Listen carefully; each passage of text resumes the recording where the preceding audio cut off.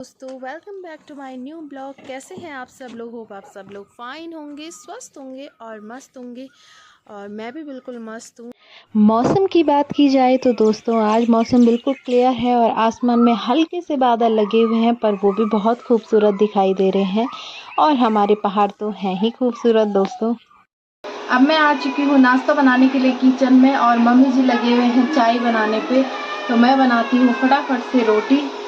और फटाफट से रोटी बनाने के चक्कर में मैं तो चिमटा निकालना ही भूल गई, तो मुझे हाथ से ही पकाना पड़ा। और पता नहीं मैं बार बार बाहर क्यों जा रही थी, पता नहीं क्या ढूंढने के लिए जा रही थी मैं बाहर। और मम्मी जी भी लगे हुए थे एक साइड से चाय बनाने पे। हमारी चाय की इंचार्ज जो है वो मम्मी जी ही हैं, तो मम्मी जी हमेशा हमारे सब लोगों के लिए चाय बनाते हैं। और मेरा काम है बस सुबह में नाश्ता बनाने का, और मधु करती रहती है सफाई सुबह में।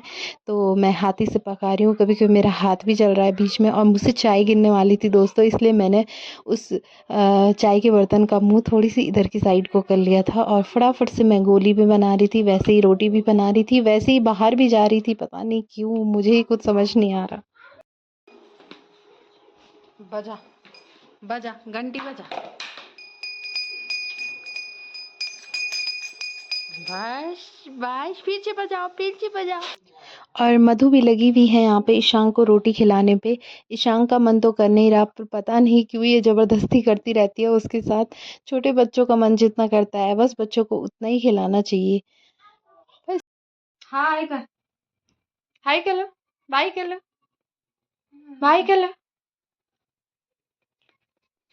और हमारे उत्तराखंड वालों के पास पैसे कमाने के खूब सारे साधन हैं। लगे हुए हैं सिलेंडर को सारने पे, ऐसे ही करके अपनी दिनचर्या ये लोग चला रहे हैं। तो मैं और मम्मी जी जाने लग गए हैं। तो जी मैं निकल चुकी हूँ घास लेने के लिए। आजकल खेतों में घास तो रहता है नहीं, घास निकालने में बहुत कठिनाई होती है। पता नहीं कैसे करके घास इकट्ठा करना पड़ता है। आजकल जगह जगह जो है ऐसी आग लगाई जा रही है ताकि जो है पुराना घास अच्छे से जल जाए, और फिर जब दोबारा जो घास आएगा वो बहुत अच्छा घास होता है। पर साथ ही साथ प्रदूषण भी एक इसका मुख्य कारण है। इसकी वजह से जो है बहुत ही ज़्यादा प्रदूषण होता है। और यहाँ नीचे की साइड में चले गई तो मैंने देखा कि यहाँ नीचे बहुत ही ज़्यादा ढलान वाला एरिया है। तो पता नहीं कैसे यहाँ भी नीचे पहाड़ की औरतें जो हैं घास लेने के लिए यहाँ भी जाती हैं। तो जी मैं पहुंच चुकी हूँ अपने खेत में, और यहाँ हमने बोई भी है गेहूं की फसल।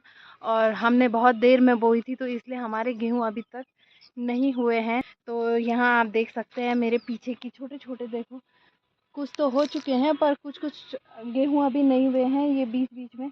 तो इनको मैंने निकाल के स्वाल्टी में भरना है। और यहाँ पे से नीचे दिखाई दे रहा है अष्ट भैरवनाथ भगवान जी का मंदिर भी। और यहाँ पे काम करने के साथ साथ भगवान जी के दर्शन भी। ऐसा धन्य कौन हो सकता है। मैं तो यही चाहती हूँ कि हे भगवान, जब भी मुझे जन्म मिले तो मैं इस देवभूमि में ही जन्म लूँ। लीजिए आप लोग भी कर लीजिए दर्शन अष्ट भैरवनाथ भगवान जी के। ये बहुत ही ज़्यादा प्रख्यात और प्रसिद्ध मंदिर है। अष्ट भैरवनाथ भगवान की जय। धूप भी लगी हुई है, पर यहाँ पे हमारा एक पेड़ है। ये हमारा ऊपर वाला खेत है, और इन दोनों खेत के बीच में एक हमारा खड़ीक का पेड़ है, जिसपे कि हमने न्याल लगा के रखा हुआ है। ऐसा न्याल लगाया जाता है उत्तराखंड में, क्योंकि पेड़ों पे लगाया जाता है ताकि जो है न्यार बचा रहे, कोई निकाल भी ना पाए और जानवर भी इसे खराब ना कर पाए। तो चलिए जी, इन सुंदर खेतों में निकालती हूँ मैं घास की स्वाल्टी अपने गाय के लिए, और वैसे ही सुंदर नज़ारों के साथ दर्शन भी। तो जी ये गेहूँ मैं निकालूंगी इस तरीके से, क्योंकि अब ये किसी काम के नहीं हैं। और अब वैसे भी यहाँ खेत का साफ करना ही है, क्योंकि अब 1-2 महीने बाद यहाँ पे बोया जाएगा मंडवा। तक फिरे बिजली पानी यखलम पूज गोंदा, तख को कोर बिराला यख गुर भैंस्यू चरोंदा। तू देसवाली मैडम छे मैं छोरा ठेठ पानी में धरकू पानी वालू, तू बिसलेरी वाली। मैं पहाड़ों को रहवासी, तू दिल्ली रोण वाली। मैं धरकू पानी वालू, तू बिसलेरी वाली। ये है नीचे घर दादी जी मेरी, और दादी जी लगी हुई बातचीत करने पे लगे हुए हैं। क्या कर रहे? कौन कर रहे? क्या कर रहे? खाना बना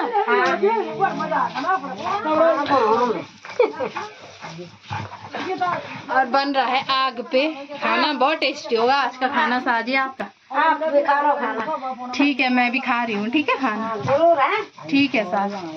घर आते आते दोस्तों बाजार में बहुत खतरनाक जाम लग गया था और हमारे जो ऊपर घर में जाने का रास्ता है वहाँ के आगे पे ही इतना भयंकर जाम लगा हुआ था। तो इस जाम को क्रॉस करने में भी हमें बहुत ज़्यादा टाइम लग गया। लगी है भात बनाने पे। सफाई इसने कर ली है। नाश्ते के बर्तन धो लिए हैं इसने। मैं भी अभी नीचे घर से आई हूँ। आज बहुत बढ़िया चमक रहा है। आज तो बिल्कुल चम चम चम चम good. I love you too. ये है हमारी गढ़वाली सब्जी। इसका नाम है लंगड़ा। ये है हमारी गढ़वाल की प्रसिद्ध सब्जी लेंगड़ी की सब्जी और ये बहुत मुश्किल से मिलती है। खेतों में ढूंढ के इसे लाना पड़ता है और ये बाज़ारों में भी मिल जाती है, पर जो छोटे छोटे लेंगड़े होते हैं वो ज़्यादा स्वादिष्ट होते हैं। I love you too. Ishu भी नहा के तैयार हो चुका है। इसको नहलाया है इसके चाचू ने। रिशु के साथ सारे बच्चे लड़ाई कर रहे हैं और ये यहाँ पे लेट गया है। रिशु सब लड़ाई कर रहे हैं तेरे साथ, तुझे नहीं खिला रहे हैं। और आज प्रसिद्ध सब्जी के साथ हमारे उत्तराखंड का प्रसिद्ध साग चौसा भटवाणी बन रहा है और इसको नानी बिल्कुल पुराने हिसाब से बना रही है कूट के, और नानी लगी हुई है इसे कूटने पे। और जब ये कूट के बनाया जाता है ओखली पे तो ये और भी ज़्यादा स्वादिष्ट होता है। पर आजकल लोग जो है मिक्सी पे पीस रहे हैं तो उस मिक्सी वाले पीसे पे स्वाद नहीं है जैसे ऐसे वाले कूटने पे स्वाद है। और साथ ही साथ उस भटवाड़ी में स्वाद के लिए पीसा जा रहा है उसमें मिर्च मसाले, और सिलवट्टे में मिर्च मसाले पीस के खाना और ज़्यादा स्वादिष्ट होता है। और आज मिर्च मसाले पीसने की कारीगर है मिस मधुली और मधु लगी हुई है यहाँ पे लहसुन छानने पे, और यहाँ डाला हुआ है अभी सिलवट्टे पे मिर्च धनिया और लहसुन, और अब ये पीसेगी इसको।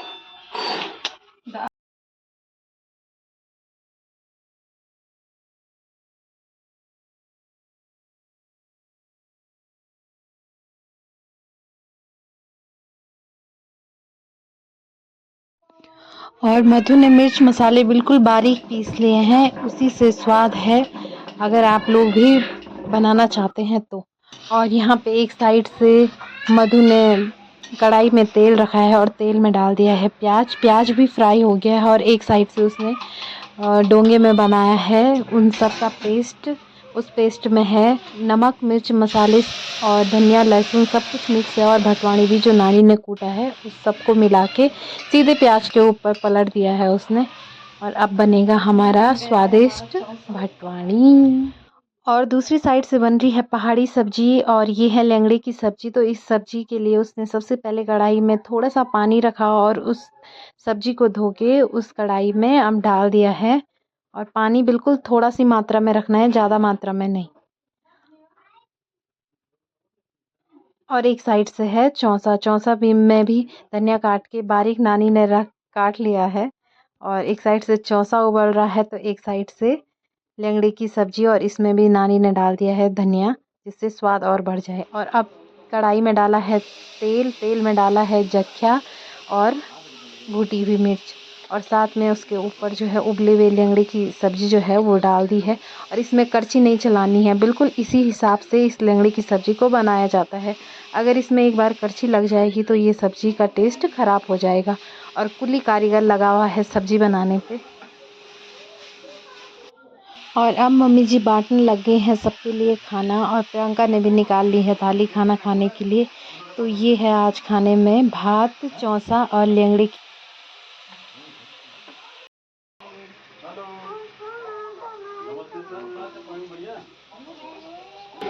मैं कर रही हूँ इनका इंतज़ार। ये अभी ड्यूटी से आए नहीं हैं, जब ये आएंगे तो हम खाएंगे फिर सब मिलके खाना।